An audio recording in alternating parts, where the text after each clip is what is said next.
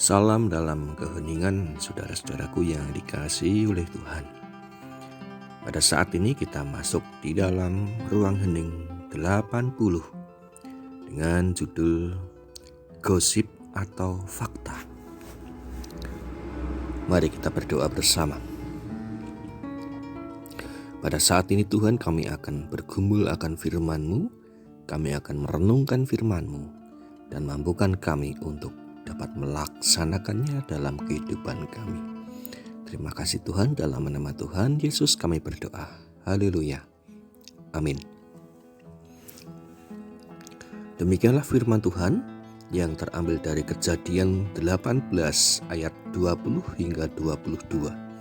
Kejadian 18 ayat 20 hingga 22. Sesudah itu berfirmanlah Tuhan, sesungguhnya banyak keluh kesah orang tentang Sodom dan Gomora, dan sesungguhnya sangat berat dosanya. Baiklah, aku turun untuk melihat apakah benar-benar mereka telah berkelakuan seperti keluh kesah orang yang telah sampai kepadaku atau tidak.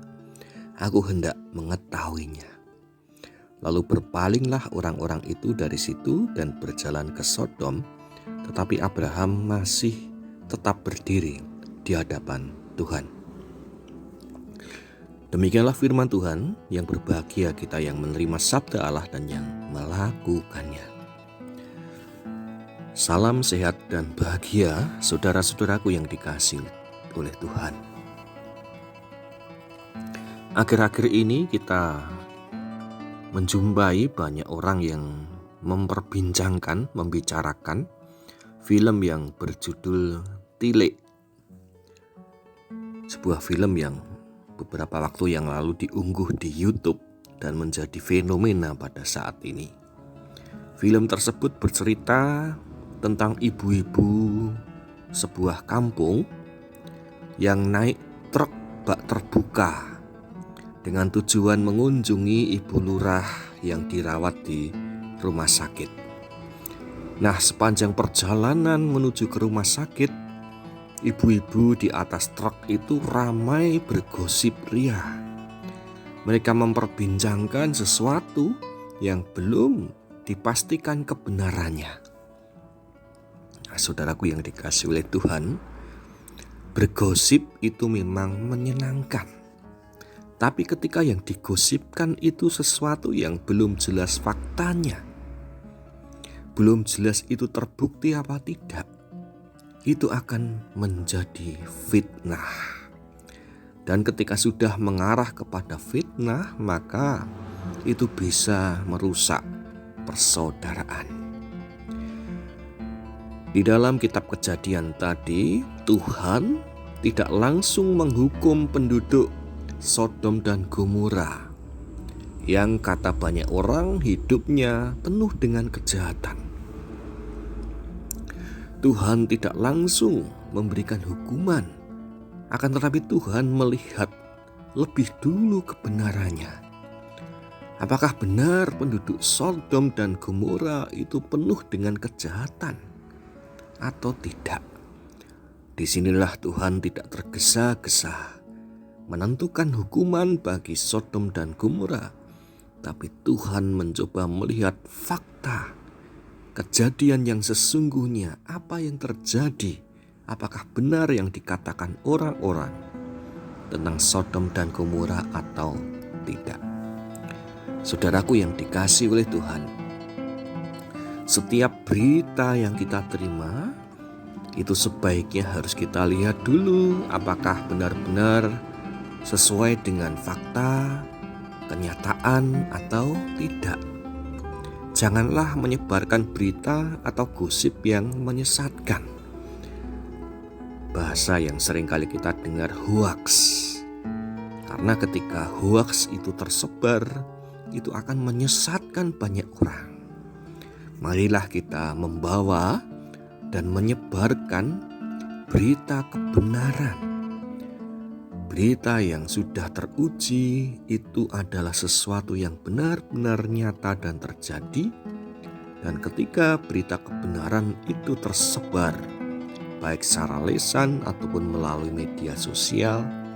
Disinilah berita tersebut dapat menjadi berkat bagi siapapun yang menerimanya.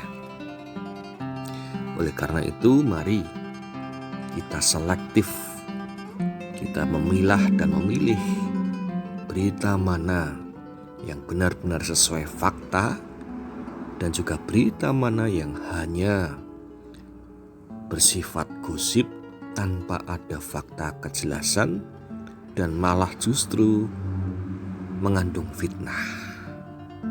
Mari kita berhati-hati terhadap berita apapun yang kita terima, dan kita pun juga berhati-hati ketika hendak menyebarkannya, agar apa yang kita sebar itu benar-benar menjadi berkat bagi orang lain. Amin. Mari kita berdoa bersama. Di dalam firman-Mu kami Engkau ingatkan bagaimana kami harus melihat kenyataan dari berita-berita yang kami terima. Seperti ketika Engkau mendengar suara tentang Sodom dan Gomora di mana mereka dikatakan jahat.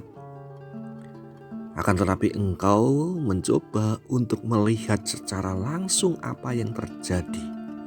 Sehingga itu menjadi dasar bagaimana Engkau nantinya akan memberikan hukuman bagi Sodom dan Gomora.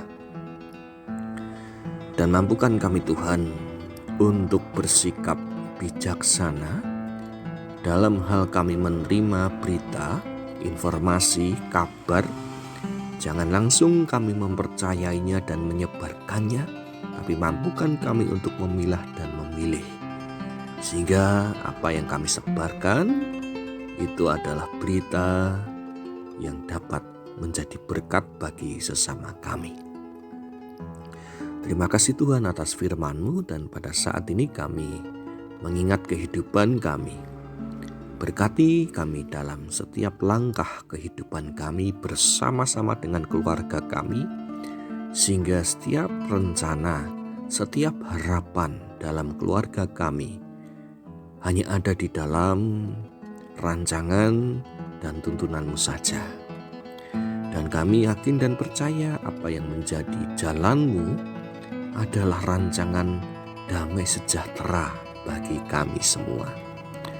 Berkati juga kehidupan persekutuan kami di gereja, agar dalam kami bersekutu kami semakin dikuatkan.